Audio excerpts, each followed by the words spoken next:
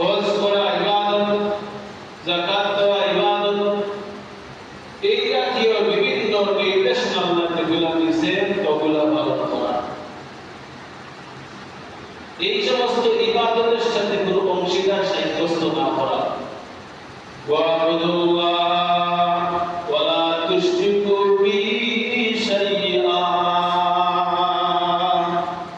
আল্লাহ তাআলা ফরমায়, ও আমার গোলাম, আমার বান্দী, তোমরা আমি আল্লাহর গোলামি করো আর আমি আল্লাহর সাথে আল্লাহ ছাড়া আমার সাথে আর কাউকে শরীক করিও না।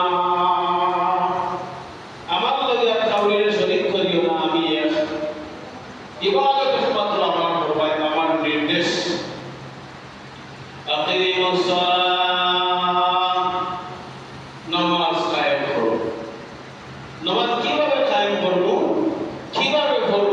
নবীজি সাল্লাল্লাহু আলাইহি সাল্লাম যেভাবে পড়ছেন, যেভাবে পড়ার কথা বলছেন, ওইভাবে নামাজ আমরা পড়তাম। আল্লাহর বিধান নবীজির তরিকা মতো আমরা পালন করতাম। আল্লাহর বিধান নবীজির তরিকা মতো পালন করতাম। আল্লাহ যেভাবে বলছেন ওইভাবে আল্লাহর বিধানকে আমরা মানতাম, ওইভাবে আল্লাহর বিধান পালন করতাম। নামাজ ওইভাবে আদায় করতাম। যেভাবে রোজা রাখার কথা বলেছে ওইভাবে রোজা রাখতাম।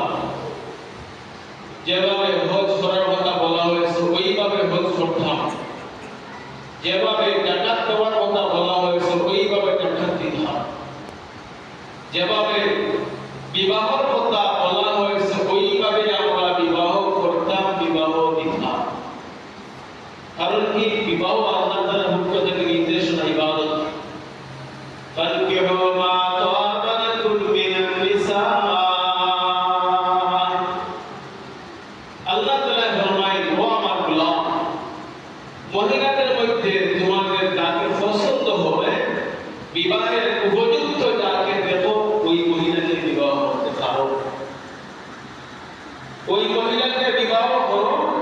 নামাজ আল্লাহর দেওয়া বিধান, রোজা আল্লাহর দেওয়া বিধান, হজ আল্লাহর দেওয়া বিধান, যাকাত আল্লাহর দেওয়া বিধান, বিয়াহ শাদীও আল্লাহর দেওয়া বিধান।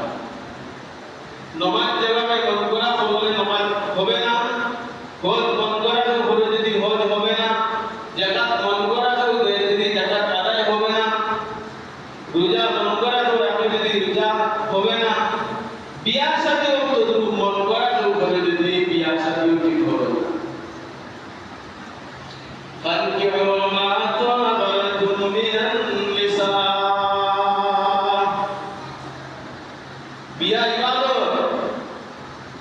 আমরা তো বানাই দিয়েছি বিয়াহ খেলার অনুষ্ঠান, মজার অনুষ্ঠান, আনন্দের অনুষ্ঠান, আনন্দ উৎসব, নাফরমানি উৎসব বানাইছি, ইবাদত